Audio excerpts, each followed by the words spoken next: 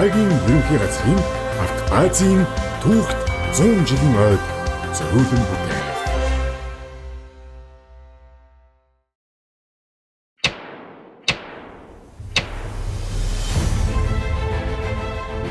Цагдаа жолооч бол одоо машина барина. Цагдаагийнхаа үргийг гүйцэтгэв. Унаг бол ажил яв. Өдөр орон нутгийн төв ялгаа байхгүй. Цагдаагийн албагч унаага унаад холбоотой байх юм бол ингээд цагдаагийн албаддаг байхгүй юу? Мөрдөстэй албан хаагч болгоны ард талыг энэ бааз хариуцах ёстой. Мэдээж энэ баазын жолооч нар бол хамгийн түрүүнд л одоо тэр ажилд нь хөдөлж хамгийн сүүлд нь буудаг. Ийм үүрэг даалгавартай, ийм ариун үүрэгтэй. Цагдаагийн баазын автомеханик гэдэг бол машиныг мэддэг, өдөр болгон шалгадаг. Аюулгүй байдлыг одоо бас хангасан байх ёстой. Дутуу техникээр цагдаагийн үүрэг гүйцэтгэх нь өөрсдөө гэмтэрх юм шин. Тийм учраас бол цагдаагийн машины бэлгийн шуурхай байдлыг хангахын тулд мэрэгжлийн одоо сайхан засвар чадтай байх хэрэгтэй, инженер техникийн албатай байх хэрэгтэй, тэнд засвар үйлчилгээний том газартай байх хэрэгтэй. Манай механикууд бол 24 цаг ажиллана. Мөн давхар цагдаагийн байгууллагын чиг үүргийн дагуу үүргүүдийг бас гүйцэтгэдэг. Тийм л онцлогтой. Альва байгууллагын амжилтын ард нэр нь бага дурддагтай хүмүүс бий. Тэдний нэрийг олон хүн мэдэхгүй. Тэд бол Монголын цагдаа төрийн тусгай албадыг нэгэн 100 жил хүрэх газарт нь саадгүй хүргэсээр ирсэн бахархалт хамт олон юм. За цагдаа өрхөө газрын Автбааз нь одоо бусад анги байгууллага нэгжүүдээс бол онцлогтой. Бид одоо аж ахуй аргаар ингээд ажиллаа явуулдаг ийм байгууллага байж байгаа. Машиныг эхлээд одоо бэлэн байлгахын тулд өглөө гарахт нь шалгамхаар шалгана. За техникийн шаардлагыг буцаж оруулаад шаардлагатай засвар үйлчилгээний хийгээд гаргана. За явж явах үедээ одоо өөрсдөө янз бүрийн эвдрэл гаргахад бол дараагийн машин бэлэн байдлын машинууд нь үргэлж бэлэн байждаг. Эвдрэхэд зөрүүлээ гаргадаг. За орж ирсэн машин маань техник үйлчилгээний засвараа хийгээл гарчдаг. Засвар үйлчилгээний ажил гэдэг чинь бол айлаар бол галтгооны ажил шүү дээ. Галтгооны ажил нь 2 сарчгаар тэр айл ямар өлегтэй байх вэ? Тэрүүн шиг одоо тэр засвар техникийн үйлчилгээ тэр бүгдийн хэмжээгээр улсаас илүү зардал гарна. Тийм ээ тэр инженер техникийн ажилтнууд засварчдыг чинь тусдаа ажил болно гэдэг чинь ажил самгарна. Нэгдмэл одоо нэг том засварын үйлчилгээний газартай тэндээсээ засвар үйлчилгээг хийгээд ингээ яваад байдаг бол одоо машины ашиглалт хүртэл сайжирдаг байхгүй юу тий. Бусад байгууллагуудтай харьцуулахад бол дутагдах зүйл бол ямар ч зүйл байхгүй. Ерөөсөө бүх засварыг хийж байгаа. Ерөнхийдөө сэлбэг техник хэрэгсэл үйлдвэрлэхээс бусдыг гэсэн үг. Хөдөлгөөрийн деталь, эдан, күүзүү засвар, нэмгэн төмөр, нарийн деталь бүх засварыг ерөөсөө засварын манай Автбазын засварын хэсэг бол хийж ажиллаж байгаа. За тэгээ агрегат, хурдны хайрцаг, автомат хурдны хайрцаг гэд бүх эдэнгүүдийг ерөнхийдөө засварлаж байгаа. Одоо хөгжлөө дагаад гэх юм уу багаж тоног төхөөрөмж онцлогооны хэрэгсэл маань бас сайжраал явж байгаа. Тэгэхээр ерөнхийдөө ингээд хэсгийн дарга механик гэдэг бол ямар машин хэдий дэвдрэхээр болж байгаа бол энэ одоо л нэг зогсох болсон да гэдгийг мэддэг. За одоо наадах чинь нэг үйлчлэгэнд орох болцсон. Ийм мэдэрч байна. Одоо тэр нь дуурч, энэ дуурч. Тэнд нь болохоо байлаа гэдгийг бол үнэхээр мэддэг ийм хамт олон. Цагдаагийн албаагч гэдэг нь бол гэмт хэрэгтэй тэмцэх, гэмт хэрэг урсан сэргийлэх үйл ажиллагаатай гол байдаг. Тэгэхээр манай жолооч нар бол яадаг гэхээр мөн адилхан цагдаагийн чиг үүрэг, ерөнхий үүргийг бас гүйцэтгэдэг. Хэрэгжүүлэхийн жолооч одоо хөдөлгөөний төрлийн жолооч бол мөн адилхан тэр одоо хэрэг төвөг хийгээд байгаа согтуу хүнээ зөөн тэр одоо элдв ханга гэмт хэрэг хийгээд байгаа усуд гэмт хэрэгээс үүж байгаа эрүүгийн цагдаагийн жолооч, мөрдөн байцаагчийн жолооч бол мөн адилхан тэр байцаагч мөрдөгчтэй мөн адил тэн дээр очиод одоо хэргийн газар дээр очиод бүх одоо туслал дэмжээл явдаг, ерөнхий үүргээ гүйцэж явдаг ийм онцлог жолооч. Цагдаа жолоочид ямар алдартан бэ, ямар чимээгүй батар вэ гэдгийг би онцолж энэ дээр дурдахыг хүссэн юм. Эдгээр 9 хүтэнд машин дүүрэн одоо хэрэг шалгаж байгаа албаагч нарыг аваа явж хахад шөнийн 2 цагийн үед ингээ машин унтарсан. Ойр хавьд бол ямар ч айл байхгүй, нүдгүй шуурж исэн. Одоо үеийн шиг ингээ гар утсаар холбоо ороод онцгой байдал дуудах энэ төр тийм боломжгүй тийм цаг хугацаа байсан. Жолооч цагдаа бол тухайн үед нэг 15 минут хэрэгтэй байжгаад мотор зуурсан байна. За энийг бол одоо ингээд даруй янзлах шаардлагатай гэдэг. Бүх хүмүүсийн дээлийг тайлуулад машиныг битүү ингээд хожаад ингээд доогуур нь ороод мотороо тайлаад тэгээд ингээд 3 дугаар гар бие шатааны гаргаж ирээд за эсрэг төлөөлөгч энэ гимтлгээд газар дээр нь оншилж ирсэн. Энэ гимтлээ энийг л бид нар засах юм бол одоо болоо гэж тухайн гар шатааныг ингээд тайлаад тэгээ 3 цилиндрээрээ шүнжин одоо тэр цасан шуурган дотор ингээд тэмцэлдэж ингээд яваад өглөө 7 цаг цагийн газар дээр ирсэн. Тэр хүн бол одоо Чимээгүй Баатар гэж би одоо тодорхойлохыг хүсэж байна. Автобаз өдгөө орчин цагтаа хөл нийлүүлэн шин техник хэрэгслэр бүрэн хангагдаж 240 гаруй алба хаагч ажилтан 800 гаруй автомашинтай 460 автомашины багтаамж бүхий 3 автогараж нэг дор 20 автомашин засварлах хүчин чадал бүхий засварын хэсэг алба хаагчдын аюулгүй байдал сахилга хариуцлага ажиллах орчныг сайжруулсан аж ахуйч хамт олон бүрэлдэн цагдаагийн байгууллагын үндсэн үйл ажиллагаанд дэмжлэг үзүүлэн үндсэн зорилтыг хэрэгжүүлэн ажиллаж байна. Ер нь бол автобаз гэдэг бол одоо техник технологи сайжирж ээж улс орны аюулгүй байдлыг хангахад шинэ машинаар бааз байгууллагад одоо бүрэн шинжлэх хийм шаардлага үүсдэг. Сүүлийн жилүүдэд бол цагдаагийн ерхий газраас болон хууль зүйн дотоод хэргийн яам засгийн газраас ихээхэн хүчин чармаалт гаргаж байгаа. Энэний үнэлэл нь бол сүүлийн 5 жилийн хугацаанд бид нийт хөдөлгөх бүрэлдэхүүнийхээ 80 орчим хувийг шинжилж одоо шинэ автомашинаар парк шинжилтээр хийгээд ингээд ажиллаж байгаа. Өнөөдөр Улаанбаатарын замаар давхих шуурхай албаны автомашинуудын ард 100 жилийн түүхэн туршлага бий. Харин тэр зам нь тун энгийнээс эхэлжээ.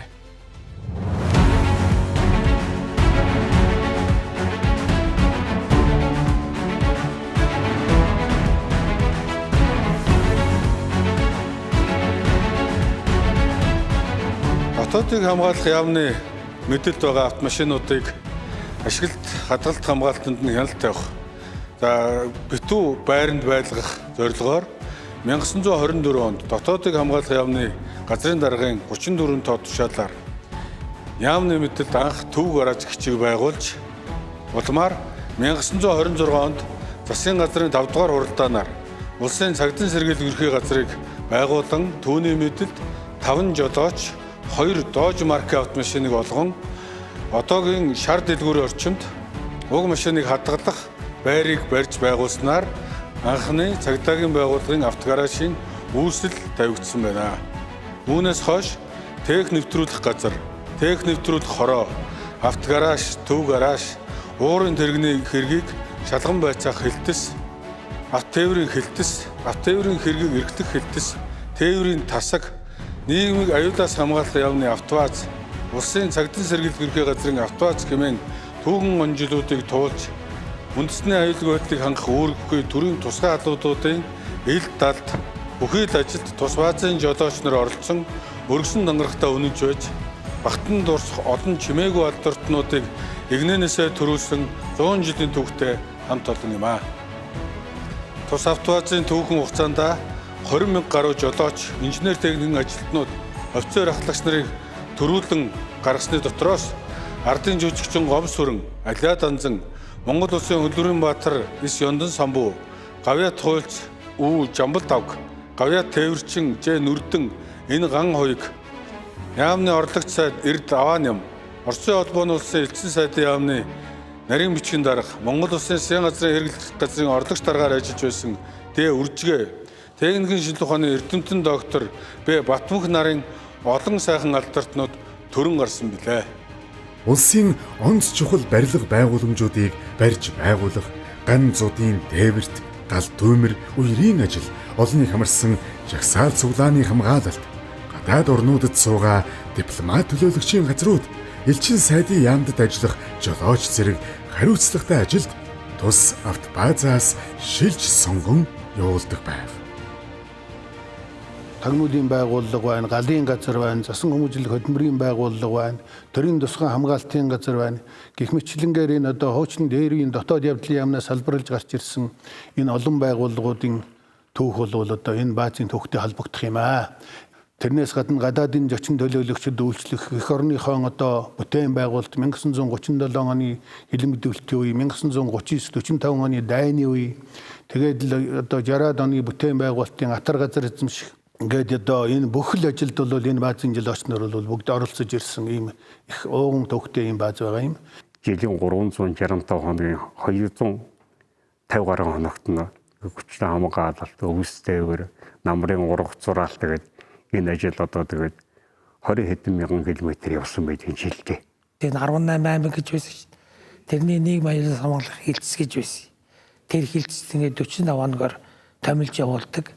Ажилчин албан хаагчдын төлөө нүүрс за тэгэл өөр тэр хилцэд хэрэглэгдэх бүхэл ямыг татаж өгнө. Тэгэл 45 хоногтой тэндээ ажил дуусаад ирдэг. Тэгэл тухайн хилцээсээ сайн ажиллаад одоо тэр тодорхойлолтоо аваад ирдэг. Тийшээ дайчилгаатай ихтэйгээ зэрэг ухаандаа тэгээд онцгой багт хамгаалт болно. Гадаадын зочин төлөөлөгч ирэхэд тэрний хамгаалтын зэрэг цагтаа зааш наашаа шилжүүлэн байршуулах. Энэ ажиллагаа бол тэгээд яг цагтаа жолоочийн одоо тэгээд аюулгүй самх яамны агтлагчлаас чинь дээд зэгийн хариуцлага сахилгууд тийм ажил бол хамгийн их шаардлагатай өндөр албачлалын чинь. Тэгээ манай баазын онцлог бол энэ цэргийн сахилгаттай, дэг журамтай. Тэгэл энэ хүмүүсүүдийн чинь одоо цэргийн уур амьсгалд оруулаад жагсаагаал хөргөн аваад бичгнүүлэл явсаргаал тэгэл аваад цэрэгчлэлтэй болгож авсан. Үүрэг даалгаврыг өгдөөгүй биелүүлнэ. Харагтын гэрийн ажил бол хамаагүй ч орхичхол. Ер нь одоо хувийн ажлыг хойш тавьж албаны ажлыг нэгдүгээр зэрэг тавьж гэсэн бүр хуушин тийм байсан.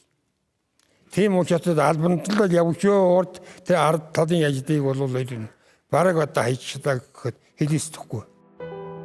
Маршал Чойболсонгаас эхлээд Цэдэн Балдар хүртэл улс төрийн төвчөөний гишүүдийн жолооч нар төрийн тусгай үйлчлэгээний ажилд бүгд тус баазын жолооч нар үр гүйцэтгэдэг байсан. Одоо ч тэр үед ажиллаж байсан өндөр настан буурлууд 100 жилийнхэн ойг тэмдэглэх гээд баярлан хүлээжсэн.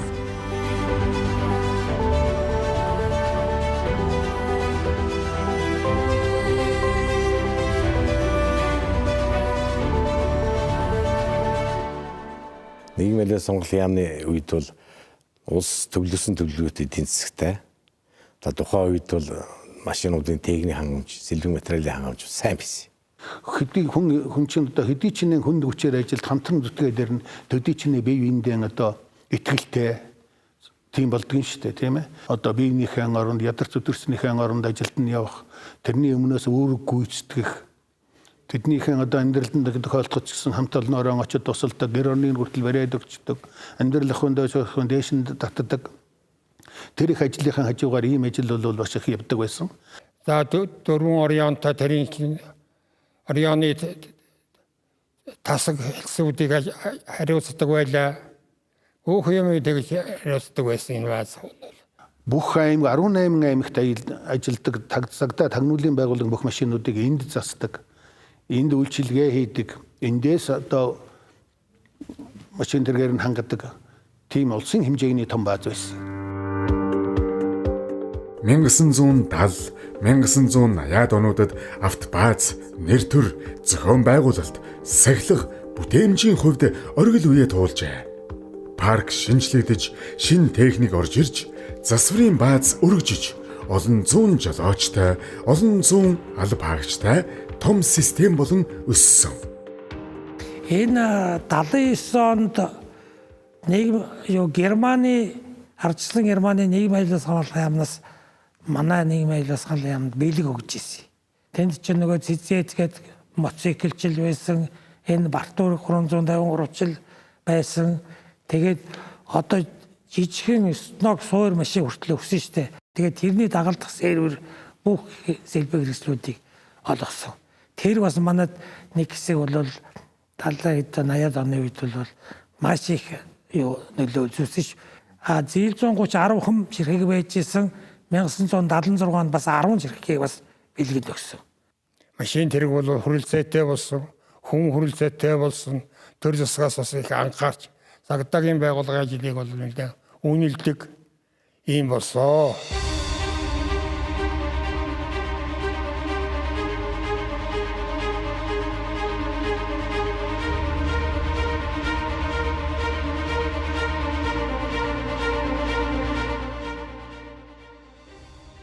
1990 онд нийгмийг аюулаас хамгаалах яамыг татан буулгах тухай бүгд найрамдах Монгол ард улсын ардын их хурлын тэргүүлэгчдийн 95 дугаар зарилга гарч үүнтэй холбогдуулан сайд нарын зөвлөлийн цагдаагийн байгууллагын зохион байгуулалт бүтцийг шинжилэн батлах тухай 192 дугаар тогтоол гаргаж бүгд найрамдах Монгол ард улсын сайд нарын зөвлөлийн шууд удирдлага дор улсын цагдаа сэргийлэх ерөнхий газрыг бий даалган зохион байгуулав.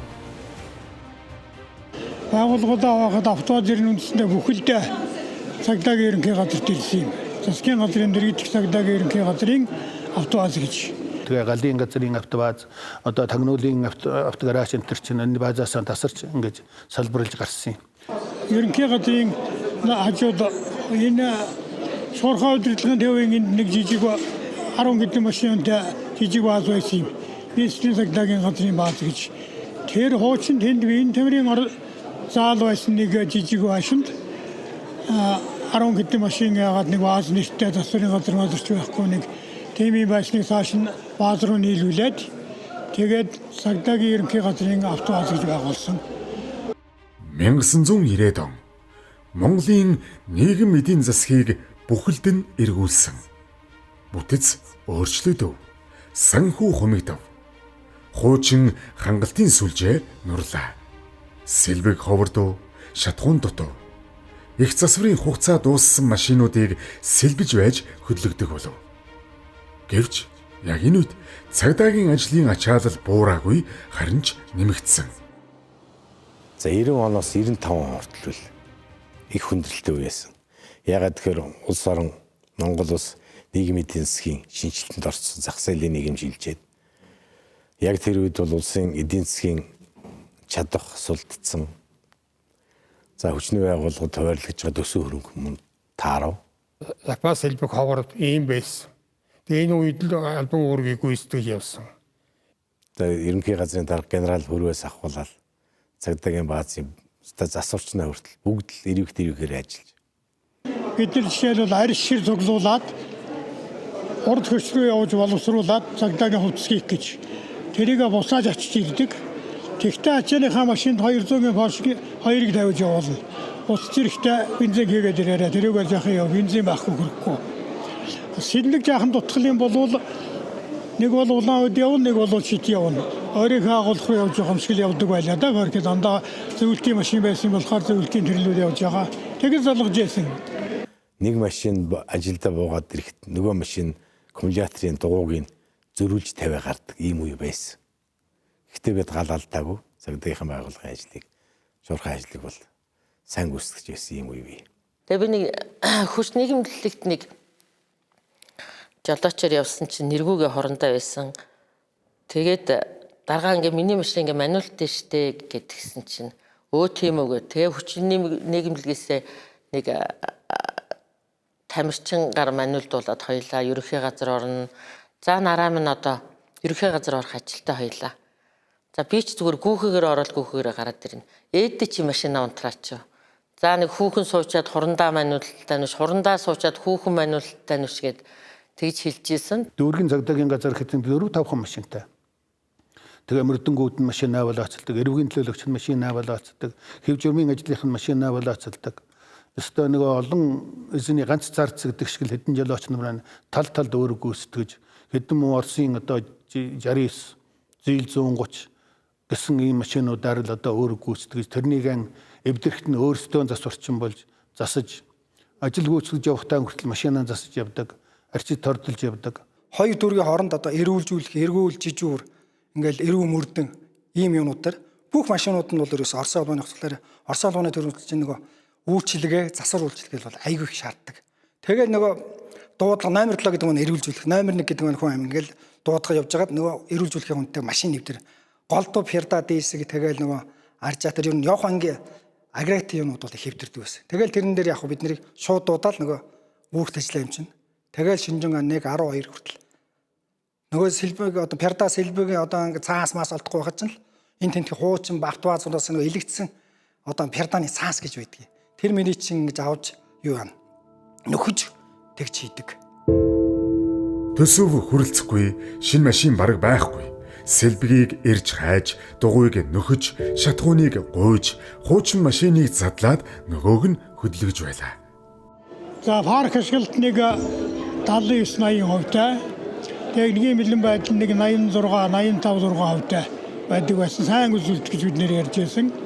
Ганцхан сэлбэг запас нь л хоордоод ах шиг байсан. Хүн хүчийн талаар нэг дутагдaltaа сайн явж байсан манайх. Цалин мөнгөний талаар асуудал байхгүй. Бүхэл жолооч авдлагтай аваад нэргээ ажиллууч авдаг цалингаа аваад яг ажил хийж ийсэн.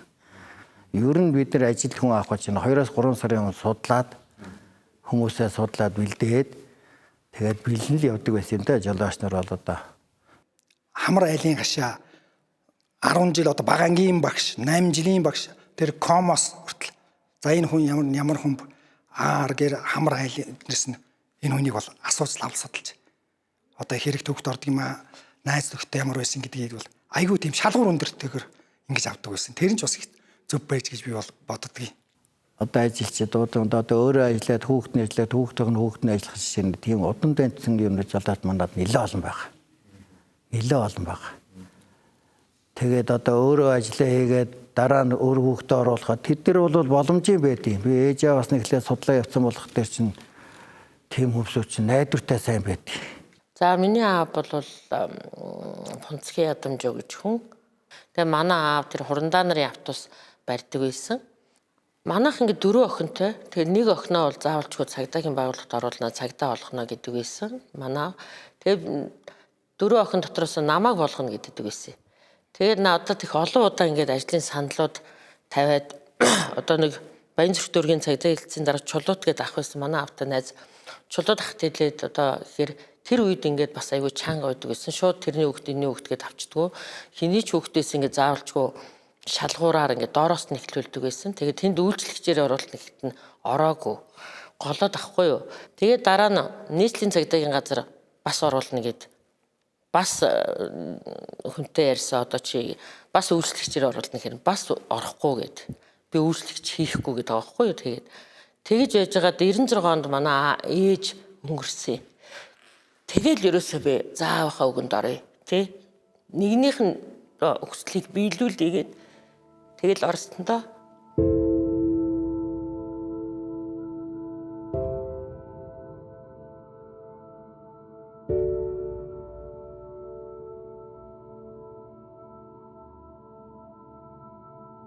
Улс орон эмх замбраагүй, ороо бусгаа, нийгмийн дарамт их, гэмтэргийн нөхцөл хүнд үйдэж тэд хууль сахиулах үүргээ гүйцэтгэж чадсан. Сэлэнгийн сангийн аж ахуйгаас чинь хар мянга 20 трактор орж ирээд талбай дээр тавьчихсан байсан шүү дээ. Эрүүл хамгаалтын газар эдний цагтаа нар тэнд байсан хүмүүсийг бүх хөдөлгөөнийг таслаад аваад манай автобусууд хүртэл явж байгаа шүү дээ. Тэгэл очингуудаа хүмүүсийн баригчлал аваад одоо автобусанд нь суулгаад бүгдийг аваа явчихж байгаа байхгүй. Тэгэл ерөөсө трактор л хоос үлдчихэж байгаа байхгүй. Тэгэл бид нар манай машинууд ямар үүрэг гүйцэтгэж байсан бэл тэр тракторыг чирэл аваачаа журам ашаалал хийх үүрэг л ерөөсө өгсөн биднэрт. Тэгэл очиод чирээд авахын тулд харсан чинь бид нар урдчилж очиж үзсэн чинь бүгдийг гинжлээ хийсэн дууг. Тэр үе тасгачиж байхгүй юм чи. Тэгэл гагнуур аппатаар таслаад тэгэл бүгдээр чирэл явж байхад тэр тракторын доогор чинь хүмүүс чинь гүйж ороод хэвтчихсэн шүү дээ. Техник нь бол бид нар эвдэхгүй бүрэн бүтэн аваачиж өгөхдөө бидний үүрэг. Тийм учраас бид нар дандаа хатуу холбоо хийцэн. Ерөөсө хийгээд дийлээд эндээ бэлтгэсэн байсан мөр. Тэгэл хамгийн гол оройлог ард талын даадагч инженер техникийн алба буюу манай одоо засвар үйлчлэгээний алба хийж байгаа байхгүй. Тэгэл бид нар очиж тэрийг тийм хийчихсэн. Цагдаагийн машин байнга бэлэн байх ёстой. Энэ үгний цаана төрийн үүрэг, иргэний аюулгүй байдал, байгууллагын нэр хүнд, хамт олонний эв нэгдэл бүгд багтана.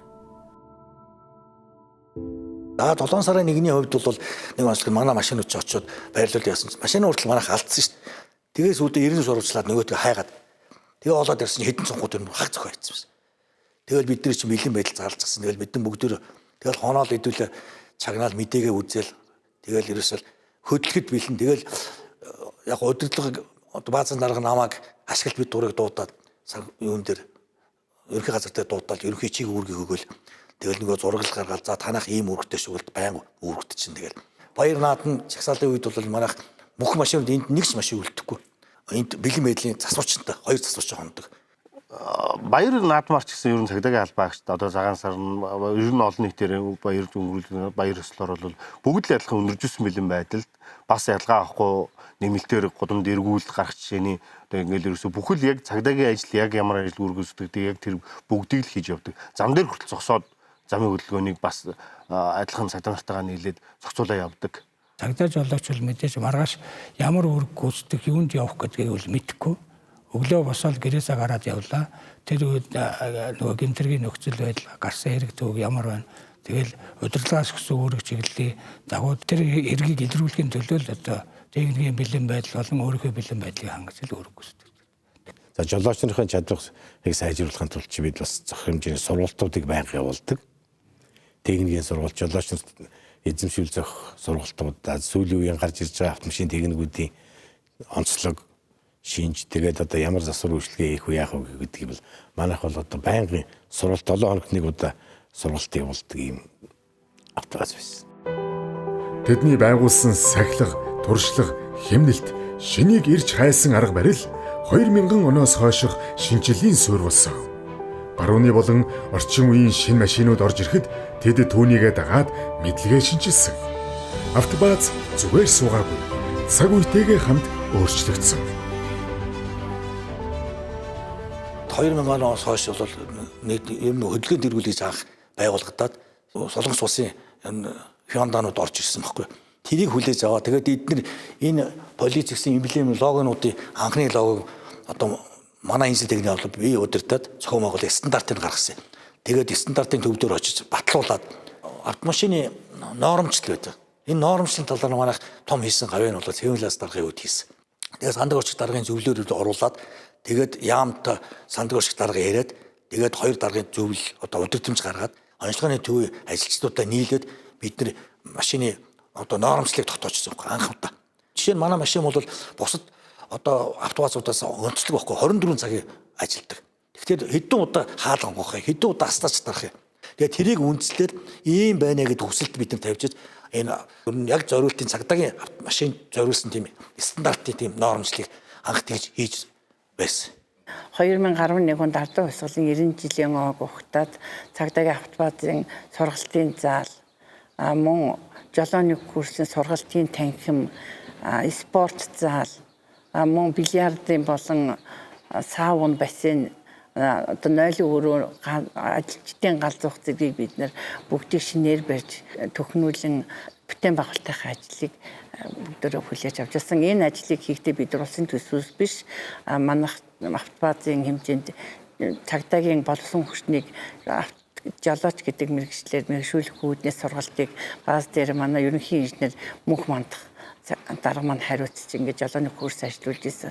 Бид нэр төсвийн нэгтлэн бодох бүртгэлээс гадна хажуугаар нь мөн ялгаагүй жолооныхаа дотоод орлого олж байгаа юугаа бас төсөв төлөвөөтэй улсын төсөвд бүртгүүлэн тэр энэ аж ахуйн үйл ажиллагаанд зарцуулж тайлан юугаа тайлгнаж ирсэн байна.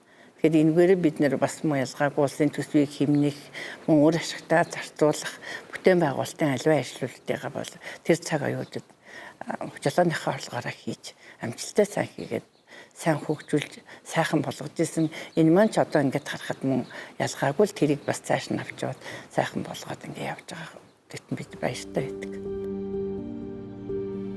Дэлхийн нийтийг хамарсан цар тахлын хүнд жилүүдд ч өндөржүүлсэн бэлэн байдалд шилжин нэг ч удаа үүргээсээ хуралгүй ажилласан нь тэдний сахилга зохион байгуулалтын илэрхийлэл болов. Одоо цаг үеийн цар тахалтай хүнд хэцүү үед биднэрт өглөө 6 цагт гараад шөнийн 12 цагт гэртээ харих жишээний ингээл өдөр болго ингэж 2-3 сараар хөл хорой зэр тавьсан үед ингэж ажилдаг байсан. Хүнсний бараа болон бараа бүтээгдэхүүн хэлээр оруулж ирэхийг наан досож авч нааш нь гөпрлж оруулж ирэх буцаагаад хил рүү гаргах ачаа тэгэр бараа таваар авчирсан автомашинуудыг нөгөө зам маршрутаас нь гаргахгүй ариутгал халдваржуулалтыг хийлгэхэд энэ зүйл яг үүрэг гүйцэтгээд Улаанбаатар хотын хэмжээнд хөдөлгөөний орой цэрийн дэглэн бүх юмыг л одоо гүйцэтгэхэд одоо уул зураг гарц одоо юу гэдгийг бүхэл газар л үүрэг гүйцэтгэв.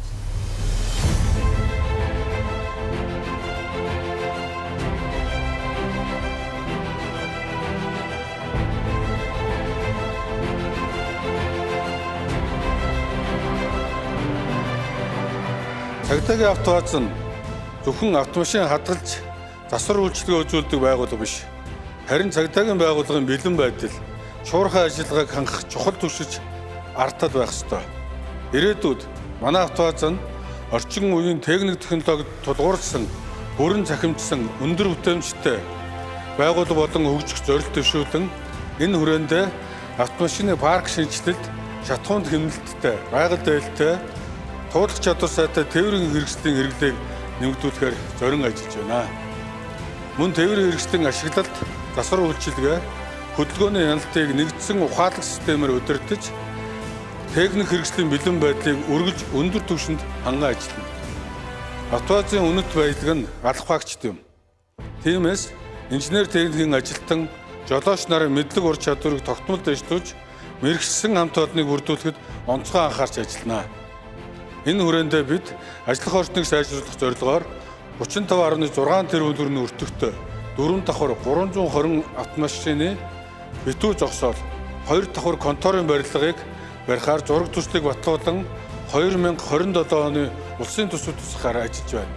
Бидний зорилго бол найдвартай техник, чадварлаг хамт олон, дэвшилтэд технологид тулгуурлан цагдаагийн байгууллагын үйл ажиллагааг тасралтгүй шуурхай хангадаг жишг автовазыг бий болгоход явдал юм аа.